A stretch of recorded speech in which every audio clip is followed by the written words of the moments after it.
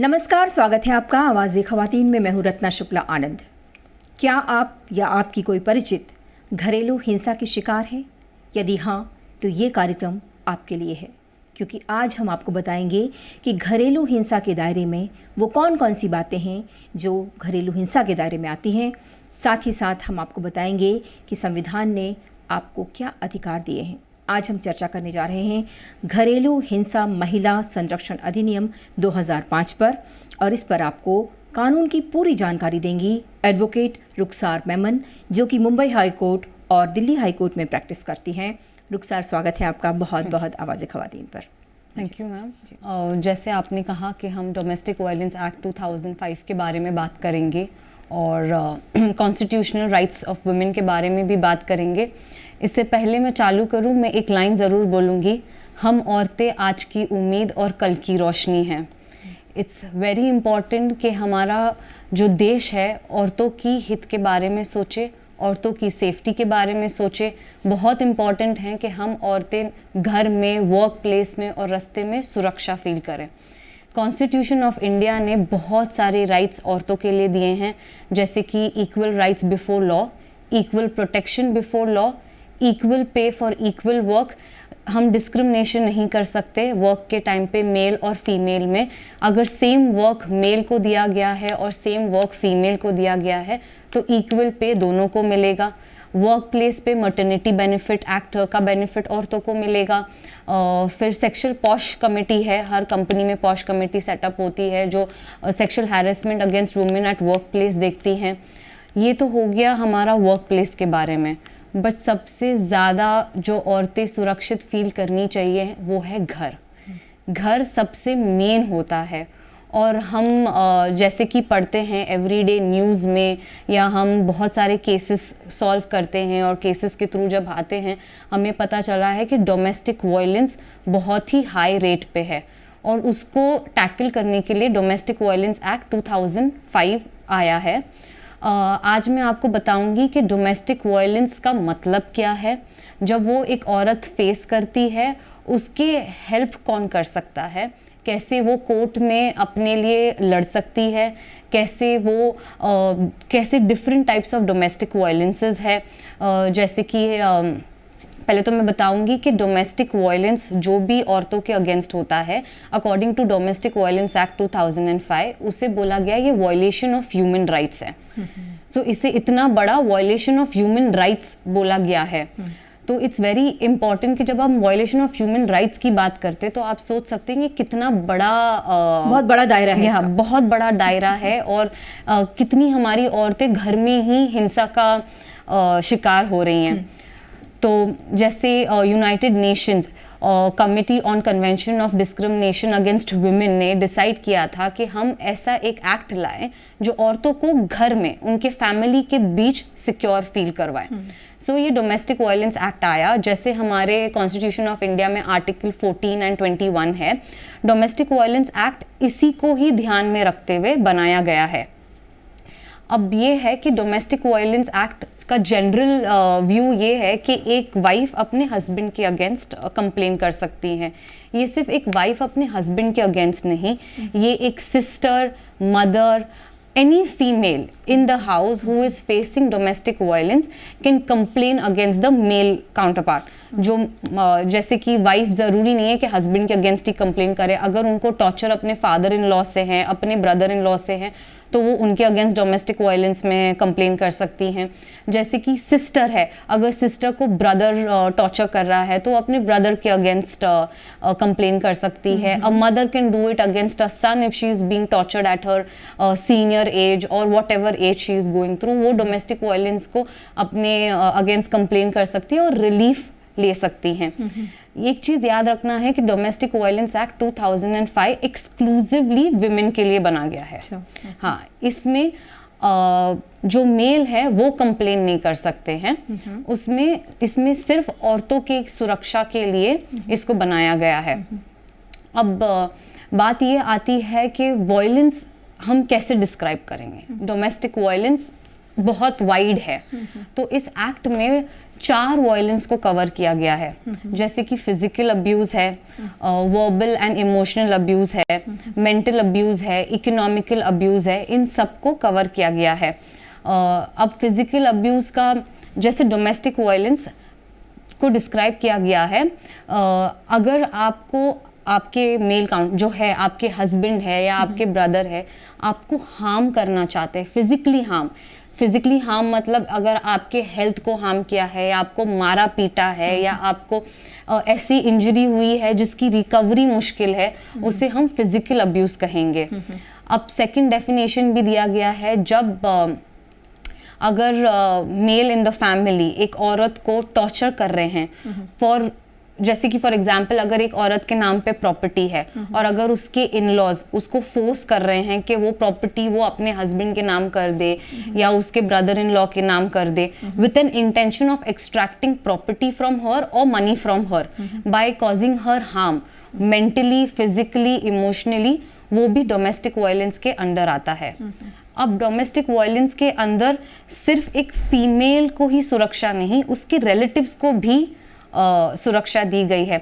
अगर कोई भी इन लॉज या कोई भी आदमी अगर घर में औरत को थ्रेट करता है कि मैं आपको ऐसे कर दूंगा, मैं आपको वैसे कर दूंगा, मैं रिलेटिव्स को फ़ोन लगा के धमकी देता है, जो औरतों जो घर की औरत को मदद कर रहा है, वो भी डोमेस्टिक वायलेंस के अंडर आता है। तो आप एक औरत को थ्रेट भी नहीं कर सकते हैं in any form. Physical abuse मैंने आपको एक्सप्लेन कर दिया।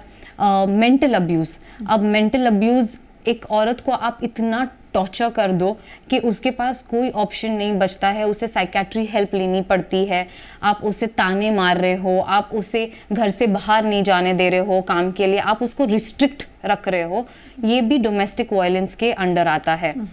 Verbal and emotional abuse, verbal abuse ऐसे हो सकता है, सेक्सुअल अब्यूज़ भी है। सेक्सुअल अब्यूज़ जैसे आप बॉडी शेम कर रहे हो, अगर आपकी वाइफ अगर she is very for example अगर वो बहुत ही थिन है और उसके इन लॉज वाले उसको बोल रहे अरे आप बहुत पतली हैं, आप बहुत पतली है, बहुत पतली है, एंड उसके वजह से उसे मेडिकेशंस लेना पड़ रहा है जो कि आज मार्केट में अवेलेबल है टू गो फैट, एंड अगर वो मेडिकेशंस लेती है मोटा होने के लिए एंड उसमें अगर उसे हेल्थ को फेस करना पड़ता है इन फ्यूचर हार्मोनल चेंजेस के इसमें, तो भी वो वर्बल और इमोशनल अब्यूज़ में शामिल है। अब्यूज़ में शामिल है।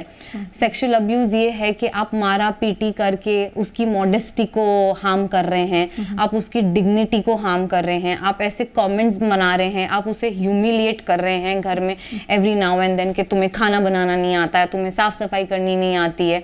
ये सब वर्बल और इमोशनल और मेंटल अब्यूज़ में आता है।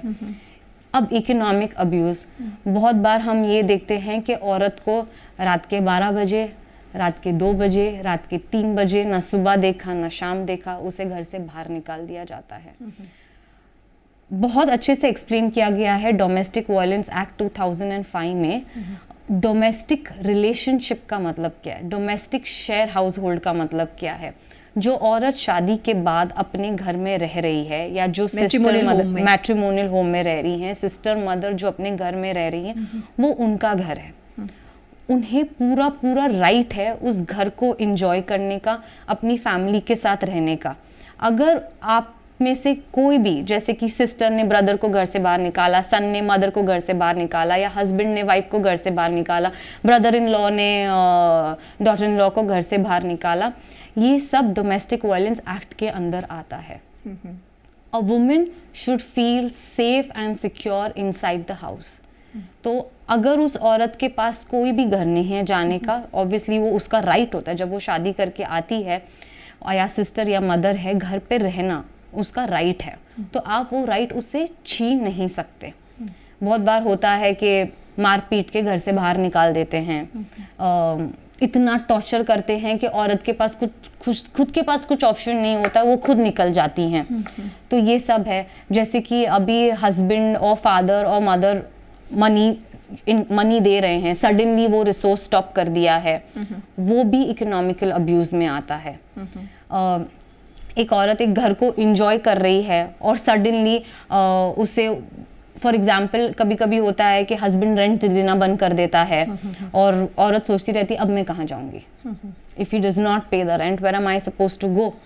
So that also comes under economical abuse. और इसके लिए हमारे पास बहुत सारे रिलीफ दिए गए हैं डोमेस्टिक वायलेंस एक्ट में, जैसे कि प्रोटेक्शन ऑर्डर है, मॉनेटरी रिलीफ है, कॉम्पेंसेशन है, और 2-3 रिलीफ है, शेयर हाउस होल्ड रिलीफ है, रेसिडेंस ऑर्डर रिलीफ है। ये सब आपको मैजिस्ट्रेट हेल्प कर सकता है जब आप पेटिशन फाइल। हाँ, और एक बात है कि ज़रूरी नहीं है कि डोमेस्टिक वायलेंस का जो कंप्लेन है एक औरत पेटिशन फाइल करके करे। फॉर एग्जाम्पल, अगर एक औरत के पास we all are aware of laws but we aren't aware of intricacies of laws. हमें डेप्थ में बहुत लोगों को लॉ की नॉलेज नहीं है। तो फर्स्ट स्टेप एक औरत जो लेती है वो पुलिस के पास जाएगी। फर्स्ट स्टेप पुलिस होता है। सो इट्स वेरी इंपॉर्टेंट कि जब हम पुलिस स्टेशन जा रहे हैं, पुलिस हमें हेल्प करे। डोमेस्टिक वायलेंस एक्ट के अंदर भी दिया है कि जब एक औरत पुलिस ऑफिसर के पास पहुंचती है, पुलिस ऑफिसर का ड्यूटी है कि वो एक औरत को जो डोमेस्टिक वायलेंस का शिकार हुई है उसे लॉ को समझाना, उसे रिलीफ का बताना कि ये आप रिलीफ कर सकते हैं, उसको लीगल एड सर्विसेज प्रोवाइड करना, उसे प्रोटेक्शन ऑफिसर तक कांटेक्ट करवाना। क्योंकि बहुत बार होता है कि एक औरत फॉर एग्जांपल इतना मार खा के वो पहुंचती है पुलिस स्टेशन, वो घर जाने से डरती है। बिल्कुल, मैं घर चली गई तो मुझे फिर से मेरा हस्बैंड मारेगा या मुझे कुछ ना कुछ वापस हो जाएगा। She is scared about her life. ऐसे टाइम पे क्या होगा? ऐसे टाइम पे एक औरत को शेल्टर होम भेज सकते हैं। शेल्टर होम आप भेज सकते हैं। जिधर भी जिसको भी औरत अप्रोच करती है, जैसे कि पुलिस ऑफिसर को अप्रोच करती है, प्रोटेक्शन ऑफिसर को अप्रोच करती है, लॉयर को अप्रोच करती है, नेसेसरी है कि अगर आप औरत का हालत देख रहे हैं कि वो घर नहीं जा सकती है, वो उसके लिए सेफ एनवायरनमेंट नहीं है, तो आप उसे शेल्टर होम में शिफ्ट करेंगे, जो कि state government recognised shelter home होगा। सो इट्स वेरी इंपॉर्टेंट कि आप शेल्टर होम जो भी जा रहे हैं वो state government recognised shelter home हो, ताकि औरत उधर सेफ फील कर सके। फिर आता है मेडिकल फैसिलिटीज़। बहुत बार होता है कि जब औरत पुलिस स्टेशन पहुंचती है या प्रोटेक्शन ऑफिसर के पास पहुंचती है, she needs a medical help. उसका इतना मारा है कि उसकी आँख फूट गई है, उसके कान पे हर्ट हुआ है, उसके सर पे लगा हुआ है, and she requires that medical help. तो it is the duty of the police officer, it is the duty of the protection officer कि उसे medical help as soon as possible दिलाया जाए। और एक बात हमेशा याद रखना कि जब भी औरत का चेकअप हो रहा हो, in all cases government hospital के थ्रू हो, अच्छा, प्राइवेट हॉस्पिटल के थ्रू ना हो। इट्स वेरी इंपॉर्टेंट कि आप एक बार जब पुलिस स्टेशन पहुंच जाते हैं या प्रोटेक्शन ऑफिसर के पास पहुंच जाते हैं, आप इंडिविजुअली भी अगर आप जा रहे हो अपने आप को दिखाने के लिए after domestic violence, it is very important कि आप गवर्नमेंट हॉस्पिटल में जाए और मेडिको लीगल स्टैम्प हो उसमें। जो भी रिपोर्ट्स है उसमें मेडिको लीगल स्टैम्प हो, ताकि कल आप जब उसे कोर्ट में सबमिट कर रहे हैं वो एज अ एविडेंस माना जाए। तो ये जो छोटी छोटी माइन्यूट बहुत तफसील से आप बता रही हैं, ये बहुत ज़रूरी है क्योंकि महिलाओं को पता नहीं। और आप जिस तरह से बता रही हैं बहुत शक्तिशाली है ये कानून, अगर महिलाओं के हक में है पूरी तरह से। लेकिन ये बताइए रुखसार, कितने प्रतिशत महिलाएं जो हैं वो घरेलू हिंसा के शिकार हैं? अराउंड 88 to 90% हमारी औरतें जो हैं अनसेफ फील करती हैं, डोमेस्टिक वायलेंस की शिकार होती हैं।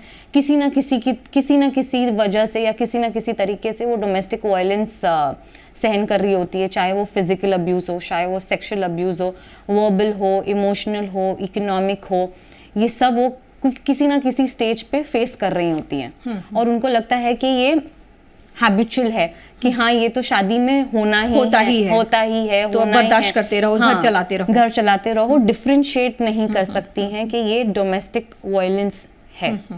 तो हाँ जी, तो कैसे इसकी पालना जो जिनको करवाना है, क्या वहाँ पे कमी है, या महिलाओं को तो जागरूकता नहीं है, ये भी कमी है, या फिर वो अपने राइट्स को एक्सरसाइज नहीं कर रही हैं? कहाँ पर आप कमी मानती हैं? सो डोमेस्टिक वायलेंस एक्ट 2005 बहुत ही स्ट्रॉन्ग एक्ट है। इसमें हर इंसान का रोल और ड्यूटीज मेंशन किया गया है। जैसे कि पुलिस ऑफिसर का ड्यूटी क्या होगा, जैसे मैंने कहा उनका ड्यूटी होगा एक इंसिडेंट रिपोर्ट बनाना। पुलिस ऑफिसर और प्रोटेक्शन ऑफिसर का ड्यूटी है कि एक डोमेस्टिक इंसिडेंट रिपोर्ट, जो कि बहुत ही इम्पोर्टेंट रिपोर्ट है, तो उनका ड्यूटी है कि वो जो औरत बयान कर रही है, जो उसका हिंसा वो बयान कर रही है, वो प्रॉपर्ली उसको सुने और वो इंसिडेंट रिपोर्ट उसको प्रॉपर्ली भरे, ताकि वो जब सबमिट हो मैजिस्ट्रेट के पास तो मैजिस्ट्रेट समझ सके कि उसको कितना डेप्थ में उसके खिलाफ हिंसा हुआ है। और आप जब बात कर रही हैं कि कहाँ कमी रह गई है, पहली बात तो लीगल अवेयरनेस, ज़्यादा डोमेस्टिक वायलेंस की लीगल अवेयरनेस नहीं है। Secondly police officers, legal officers और प्रोटेक्शन ऑफिसर्स का ड्यूटी है। डोमेस्टिक वायलेंस इतना हाई लेवल पे है कि हमारे पास कमी वर्क फोर्स की है। अच्छा, हाँ, वर्क फोर्स की है। जब कोई औरत पुलिस स्टेशन जाती है, उसे हम महसूस कराना चाहिए कि हम उसके साथ कोऑपरेट कर रहे हैं। सबसे बड़ी बात यही है, हम उसके साथ कोऑपरेट कर रहे हैं, उसे हम लिसनिंग ईयर दे रहे हैं और उसे हम समझा रहे हैं कि ये डोमेस्टिक वायलेंस है, एक्ट है, आप इसके अंडर आप कंप्लेन कर सकती हैं, आप हमें बता सकती हैं। इनफैक्ट पुलिस ऑफिसर्स और प्रोटेक्शन ऑफिसर्स की ड्यूटी ही यही है कि जब औरत उनके पास आती है, वो उन्हें एक्सप्लेन करे कि कौन से रिलीफ है डोमेस्टिक एक्ट के अंदर। तो बहुत इम्पॉर्टेंट है कि हम अवेयरनेस सिर्फ औरतों को ही नहीं, हम अवेयरनेस पुलिस ऑफिसर्स को भी दे, हम प्रोटेक्शन ऑफिसर्स को भी दे, हम रेगुलरली उनका ट्रेनिंग करें, हम रेगुलरली चेक रखें कि कौन से पुलिस स्टेशन में कितने केस आए हैं, हम मॉनिटर करें, ताकि ये हेल्प कर सके औरतों को रिलीफ मिलने में। At the end of the day जज will decide what is presented in front of him और हर।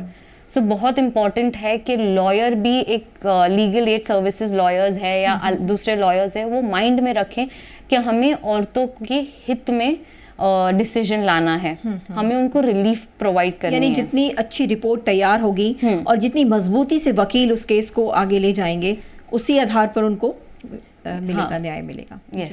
ये बहुत ज़रूरी है। लेकिन आपको लगता है कि विमेन सेल हैं या बाकी जो भी जगह हैं जहाँ पे महिलाएं जाती हैं अपनी शिकायत लेकर, वो उतने संवेदनशील होते हैं, वो महिला को सहज जो है वो फील कराते हैं? क्योंकि वहाँ जाकर भी महिलाएं जो हैं वो कहीं ना कहीं उनके रूखे व्यवहार का शिकार हो जाती हैं। क्या ऐसा आपने कितना देखा है और कहाँ कहाँ है ये?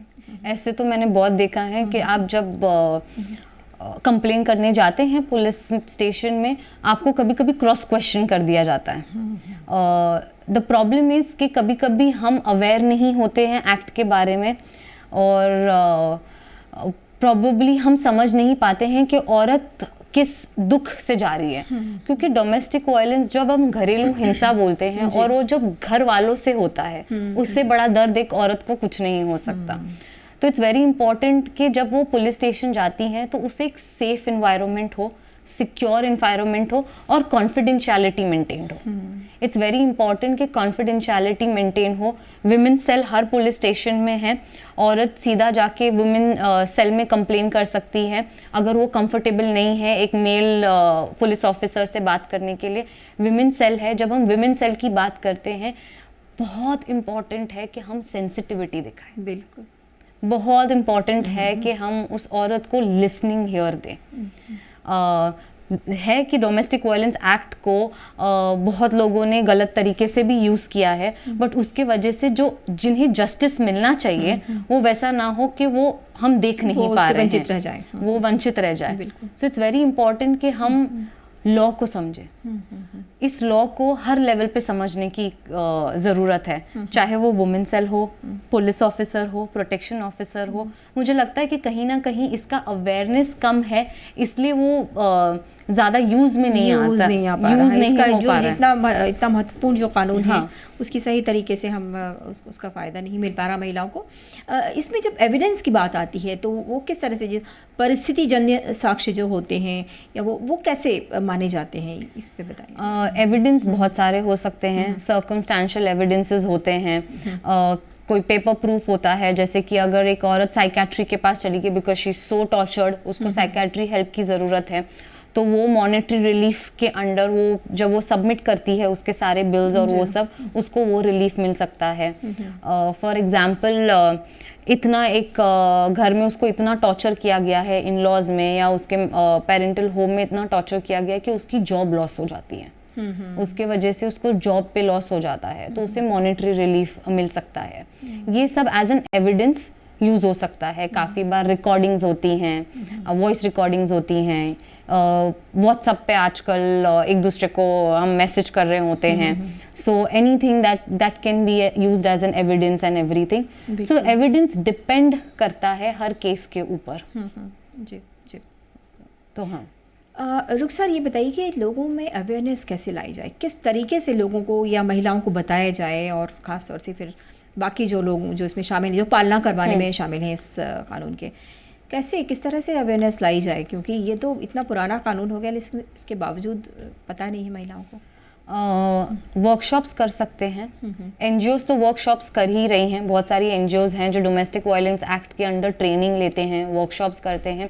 गवर्नमेंट लेवल पे डोमेस्टिक वायलेंस के लिए कैंपेन चालू हो सकता है, डोर टू डोर सर्वेज हो सकते हैं जानने के लिए कि हमारे देश में कितनी औरतें डोमेस्टिक वायलेंस की शिकार है और उनको कैसे जल्द से जल्द हम रिलीफ पहुंचा सकें। अवेयरनेस हो सकता है, आजकल हमारे पास सोशल मीडिया है, सब कुछ है, उस लेवल पे हम सोशल मीडिया के लेवल पे अवेयरनेस कर सकते हैं। एज आई सेड, जो पुलिस ऑफिसर्स है, प्रोटेक्शन ऑफिसर्स है, उनको हम ये एक्ट के बारे में ट्रेन कर सकते हैं, लीगल ऑफिसर्स को ट्रेन कर सकते हैं जो लीगल एड सर्विसेज में हैं। ऐसे अगर हम छोटे छोटे स्टेप बाय स्टेप करते रहेंगे तो आई एम श्योर कि ये लीगल अवेयरनेस इसके बारे में बहुत फैलेगा। जी। अब एक सामाजिक संरचना से जुड़ा हुआ सवाल है रुखसार की, समाज के किस तबके में ये ज़्यादा है या किस उसमें पाती हैं आप ज़्यादा घरेलू हिंसा? घरेलू हिंसा तो सब जगह है, मैं किसी तबके का नहीं बोलूँगी, लो तबके का या हाई तबके का, सब तबके में है। बस डिग्री ऑफ टॉर्चर और डिग्री ऑफ डोमेस्टिक वायलेंस अलग है। जैसे कि मेरे पास एक केस आया था, लड़की ने रोटी गोल नहीं बनाई थी तो उसे उसके हस्बैंड ने बहुत पीटा। तो अब मैं नहीं बता सकती ये कौन से तबके का है, ये लो तबके का है या ये हाई तबके का है। एक केस आया था जहाँ पे एक हस्बैंड ने अपनी वाइफ को वो जो गीज़र का गर्म करने का जो रॉड होता है उसको हाथ पे लगाया था। तो मैं वो तबका नहीं बता सकती कि लो तबके पे ज़्यादा है या हाई लेवल पे है, बट उसकी डिग्री वेरी करती हैं। सो होता तो सब जगह है, but degree of domestic violence is different. जी। अगर हम देखें कि क्या पढ़े लिखे लोगों में या फिर जो जिनमें एजुकेशन की कमी है या अवेयरनेस की कमी है, वहाँ भी कुछ फ़र्क देखती हैं आप? वो तो बहुत ही आम है कि जहाँ पे एजुकेशन की बात आती है, जब एक लड़की एजुकेटेड होती है, जब एक लड़की अपना वॉइस रख सकती है, तो एजुकेशन बहुत हेल्प करता है, लिटरेसी हेल्प करता है, ना कि सिर्फ घर में, बट वो एक कॉन्फिडेंस भी देता है। आप जब काम करना चाहते हो या आप बाहर जाना चाहते हो, so it's very important. But for me, मेरे को लगता है कि इम्पॉर्टेंट ये है कि एजुकेशन हो या ना हो, बट आपका वॉइस रेस करना इम्पॉर्टेंट है। You should raise voice against domestic violence. आप हिंसा, चाहे आप एजुकेटेड हो चाहे आप अनएजुकेटेड हो, आपका वॉइस रेस करना बहुत इम्पॉर्टेंट है। तो मेरे हिसाब से it's not about education, it's about how strong you are to raise a voice. लेकिन कैसे होगा? लड़कियां जो पढ़ लिख नहीं रही हैं, आगे नहीं बढ़ रही हैं, या परिवार में फिर उनको इसी नाम पे दबाया जाता है, जल्दी शादी हो जाती है और फिर इसके बाद वो शिकार होती हैं, उन्हें नहीं पता होता, वो सब कुछ बर्दाश्त करके फिर वो वापस अपने मैट्रिमोनियल होम जाने के लिए तैयार रहती हैं कि इसके जो है हमारे, अगर मैं यहाँ रहूँगी तो फिर मेरी बहनों की शादी नहीं। ये सारी जो सामाजिक जो संरचना है हमारी, और लड़कियों को जो है वो आगे बढ़ने से रोकती है, इसको कैसे दूर किया जाएगा? इसमें सिर्फ एक ही हो सकता है, काउंसलिंग ऑफ पेरेंट्स। बहुत ज़रूरी है कि हम काउंसलिंग सेंटर्स खोलें, जहाँ पे अगर एक औरत को लग रहा है कि उसे शादी नहीं करनी है at an early age, whether she is educated, she is not educated, वो जाके वो सेंटर पे अप्रोच कर सकती है कि मेरे पेरेंट्स या जो भी सोसाइटी है या कोई रिलेटिव्स है मुझे प्रेशराइज कर रहे हैं शादी करने के लिए. I would say this is more of a mentality issue rather than a legal issue. बिल्कुल. तो इट इज़ वेरी इंपॉर्टेंट कि इन सब चीज़ों के लिए काउंसलिंग हो, पेरेंट्स की काउंसलिंग हो. हम एट एन अर्ली स्टेज हम काउंसलिंग चालू कर सकते हैं, जैसे कि स्कूल में हम पेरेंट्स की काउंसलिंग कर सकते हैं, कॉलेज में हम कमिटी सेटअप कर सकते हैं काउंसलिंग करने के लिए. हम काउंसलिंग को बहुत आगे लेके जा सकते हैं in terms of developing people's mentalities.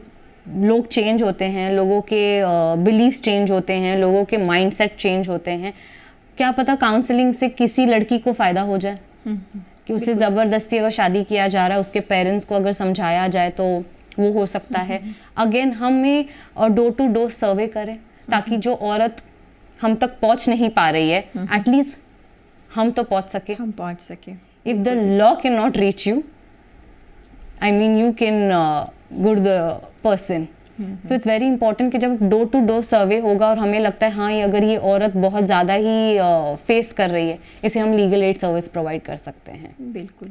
But it depends again, it always depends on the person who is filing a complaint कि वो कितनी स्ट्रॉन्ग है अपना वॉइस रेस करने के लिए. बिल्कुल. क्योंकि जिस तरह से कानून में आंख पे पट्टी बंधी होती है वो सिर्फ सुनता है. यानी आप जितने मजबूती से अपने केस को रख पाएंगे, कितनी मजबूती आप केस को रख पाएंगे, आप में कितना रेस वॉइस करने का स्ट्रेंथ है. मतलब लड़की को भी तो स्ट्रांग होना पड़ेगा, लड़कियों को भी स्ट्रांग होना पड़ेगा, मेंटली स्ट्रांग होना पड़ेगा. बिकॉज जब आप कंप्लेन करते हैं you have to be mentally very strong. क्योंकि हमारे जितना हमारा मुझे लगता है डोमेस्टिक वायलेंस का केसेस है उतना हमारे पास वर्कफोर्स नहीं है. वर्कफोर्स नहीं है. इसके अलावा बहुत सारे लोग ऐसे, हमने बहुत सारे वीडियोस भी देखे. अभी की एक घटना है रिसेंटली जिसमें एक बड़ा परिवार है और माना हुआ परिवार है और वो उनके घर में उनके ससुर ने अपनी बहू को पीटा और इसके बाद सारे पड़ोसियों को पता चला और उन्होंने वो किया. तो ऐसी बात है. लेकिन वहाँ पर कुछ लोग आ गए जिन्होंने कहा कि नहीं ये घर नहीं टूटना चाहिए और ये होना चाहिए और आप वापस ले लीजिए अगर कोई शिकायत की है. तो जब इस तरह के दबाव आते हैं लड़कियों पे या महिलाओं पे तो वो विवश हो जाती हैं और फिर से वो उसमें चली जाती हैं. वही बात है, कितना स्ट्रेंथ है आपको वॉइस रेस करने में. अब ज़रूरी नहीं है वो लड़की वापस चली गई तो उसका सब सही होगा. हो सकता है after 6 months, after a year, after a 2 year वो सेम सिचुएशन में आए. तो उस टाइम पे वो कितना अपना आवाज़ उठा सकती है वो डिपेंड करता है एक औरत पे. और उस औरत को कॉन्फिडेंस दिलाने वाले लीगल ऑफिसर्स हैं, पुलिस ऑफिसर्स हैं, प्रोटेक्शन ऑफिसर्स हैं. इसलिए मैं बोल रही थी इन पे लीगल अवेयरनेस का प्रोग्राम करना बहुत ज़रूरी है. क्योंकि वो ही कॉन्फिडेंस दिला सकते हैं एक औरत को कि समाज में एक औरत सेफ है. बिल्कुल. आपने बहुत सही बात कही. इसमें भी है एक डोमेस्टिक वायलेंस एक्ट में भी दिया गया है कि जॉइंट फैमिली में भी अगर हिंसा होती है तो औरत उनके अगेंस्ट भी कंप्लेन कर सकती है. या जैसे आस पड़ोस वाले को पता चल रहा है कि यहाँ पे बहुत टाइम से डोमेस्टिक वायलेंस हो रहा है या होने वाला है तो वो भी जाके कंप्लेन कर सकते हैं. पड़ोसी भी कर सकते हैं, पुलिस ऑफिसर को कर सकते हैं, प्रोटेक्शन ऑफिसर को कर सकते हैं. और कई बार ऐसे होता है कि वो सोचते हैं कि अगर हमने कंप्लेन किया तो कहीं हमारे पे केस ना हो जाए. तो ये एक्ट में मेंशन है कि जो इंसान कंप्लेन करेगा डोमेस्टिक वायलेंस यहाँ पे हो रहा है या होने वाला है उस पे ना ही सिविल और क्रिमिनल लाइबिलिटी होगा. तो मतलब उसके अगेंस्ट कोई कंप्लेन नहीं होगा इंफॉर्मेशन देने के लिए. तो लोगों को जागरूक होना पड़ेगा. और जो हम कहते हैं सिस्टरहुड की बात है या फिर जो है वो कि रिंग द बेल वाली बात है कि यदि आप सुनते हैं तो आप ज़रूर जो है वो हस्तक्षेप करें ताकि इस तरह की हिंसा ना हो पाए. तो हमें लगता है पूरे समाज को एक दूसरे की जिम्मेदारी लेनी पड़ेगी. Very true. क्योंकि ये एक्ट बनाया ही गया है समाज के लिए. तो इट्स वेरी इंपॉर्टेंट कि हम समाज एकजुट होके इस एक्ट को, स्ट्रॉन्ग तो बहुत है ये एक्ट, इसको एकजुट होके इसका एग्जीक्यूशन प्रॉपर हो. बहुत ज़रूरी है कि इसका एग्जीक्यूशन प्रॉपर हो. इसमें रिलीफ जो मिल रहे हैं वो जस्ट रिलीफ्स हो. मतलब प्रिंसिपल ऑफ नेचुरल जस्टिस को दिमाग में रखते हुए इसके अंदर जितने भी रिलीफ है वो औरतों तक जल्दी से जल्दी पहुँचाया जाए. इसमें टाइमलाइंस मेंशन्ड है 20 days, 30 days, 40 days. बट हम देखते हैं कि डेट पड़ती है इट्स वेरी इंपॉर्टेंट कि हम ध्यान में रखें कि औरत को जल्दी न्याय मिले, जल्दी से जल्दी रिलीफ मिले, फास्ट ट्रैक हो, जल्दी से जल्दी रिलीफ मिले, जो भी वो रिलीफ के लिए फाइल कर रही है, जैसे कि प्रोटेक्शन ऑर्डर है, रेसिडेंस ऑर्डर है, मॉनेटरी रिलीफ है, कॉम्पेंसेशन है, कस्टडी है, कस्टडी ऑफ द चाइल्ड, ये सब इम्पॉर्टेंट है कि उसे जल्दी से जल्दी रिलीफ मिले। रुखसार, एक सवाल मैं आपसे करना चाहती हूँ, क्योंकि आवाज़ ख़वातीन हम मुस्लिम विमेन एम्पावरमेंट को लेकर चलते हैं, उनके ऊपर काम करते हैं, तो बहुत सारे ऐसे केसेस हमारे सामने आए जिसमें कि तलाक़ हसन या तलाक़ की शिकार है महिला, या पति ने छोड़ दिया, दूसरी शादी कर ली, और इस तरह के मसले हैं। वहाँ भी घरेलू हिंसा बहुत ज़्यादा देखी गई, और वो जो लड़कियाँ हैं वो वापस आती हैं तो उनके पास घर में भी कोई ठिकाना नहीं होता, तो ये डिग्री जो है वो बहुत ज़्यादा है। आपको क्या लगता है, क्या आपने चूँकि शायद बहुत नज़दीक से भी देखा होगा, कहाँ कमी है, किस तरह से हम जो है वो अपने मुस्लिम समाज की महिलाओं को भी जो है वो अवेयर कर सकें, आगे ला सकें, और कितना ज़्यादा है, मतलब ये समस्या कितनी बड़ी है वहाँ पर भी? ओके, जब ट्रिपल तलाक का मसला चल रहा था तो सर्वे हुआ था और उसमें 95% of women wanted ban on triple तलाक, 95% ऑफ वुमेन। ट्रिपल तलाक एक्ट आया 2019 में, जहाँ पे तलाक की बिद्दत को बैन कर दिया गया। एनी फॉर्म ऑफ तलाक की बिद्दत, whether it be by post, whether it be by electronic, और whether it by be a hard copy, इसे बैन कर दिया गया।